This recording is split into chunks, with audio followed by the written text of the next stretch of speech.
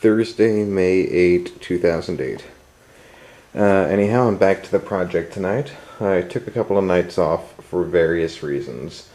Not the least of which, actually probably the least of which, was on Sunday when I was out here working on the cars. I changed the oil in the Subaru and I kind of overextended myself a little bit. I'm not sure how it happened, but I was a bit sore on my left side for a couple of days, so I decided to take a break. That and Hillary was here the last couple of nights, so frankly I'd rather hang out with her than work on the car, at least at this point, because I've been working out here so long. But, plus, it's always better to hang out with Hillary than work on the car anyway. So, anyhow, to what I've done tonight. When I bought the car, one of the things that really kind of jumped out at me and really bothered me was, see if I can get a better shot of that. Yeah, that's better. Right here along the back of the seat, the upholstery was hanging loose. And I know I'm actually pretty well versed in how Benz upholstery is attached to the seat frames, and I realized that somebody, I think, had taken the seat apart at one point and then just didn't reseat the vinyl correctly on the frame. So unfortunately I wasn't exactly sure how to put it back, so eventually I figured out that you've got to release this Phillips head screw here at the bottom, which is just about the only thing actually holding the seat back on. And well, actually it slides into the side here and is held in by here by this ridge. But you have to take that out in order to reseat this top bit of upholstery. So I did that. It looks good, and although I don't have any time tonight, at least I don't think I don't anymore, I won't be able to put any more foam underneath the seat bottom, which is sagging a little bit. But if I can't do it tonight, I'll try to do it tomorrow. So otherwise the seat's almost ready to go back in. As per my last update, the floor and the rocker panel are done, and I've moved. And originally I was just going to turn the car around, work the floor on the other side, and be done with it. But then I said to myself, you know what? I just want one side of the car done before I do the other. So I started on the doors this weekend, and I skipped filming a step. At least I think I did. So what you're seeing here isn't horrible patches of rust, although it might look like that on film. That's actually primer. That's where I had some rust, and I did prime a bit past those spots. So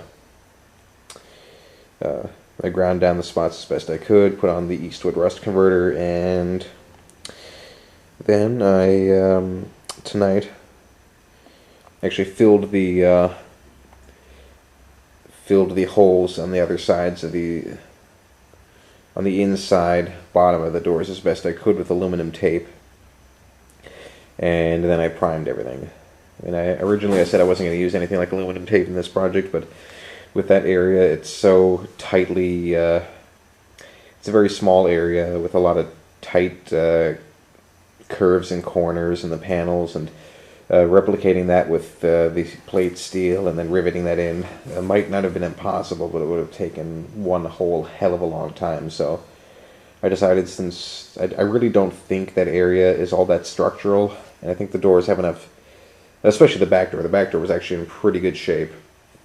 This is really almost more of a preventive measure what I did here, but since I don't think there was too much structural damage to this door, really, I think what it amounts to is mostly cosmetic at this point, even though the holes on the underside were pretty big.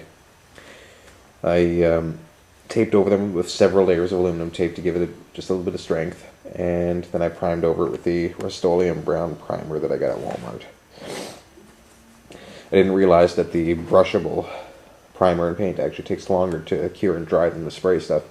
Makes perfect sense, but I kind of neglected to take that into consideration when I used it. But I think it's actually better for me to use for the kind of spot work I'm doing here, I think it's better for me to use the brush on rather than the spray. Mostly so I don't get any overspray. I mean, it's going to look a bit patchy as it is.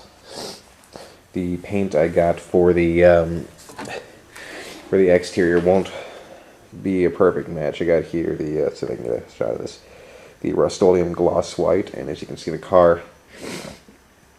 Actually, maybe hard to tell here, but the car is not gloss white.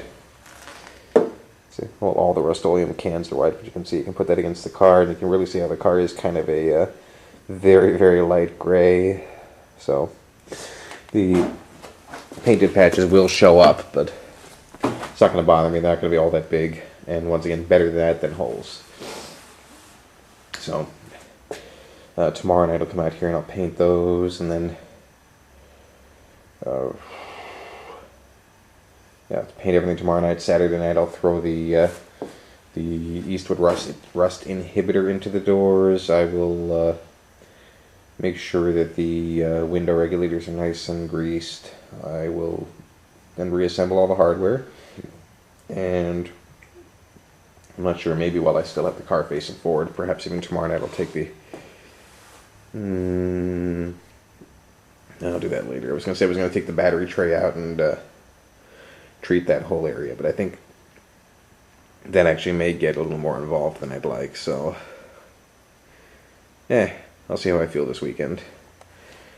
As you can see, the car is absolutely covered in tools and junk and whatnot, and although I say this with every single update, I hope it won't be that way for much longer. And the usual last thing I say, I will update as progress dictates.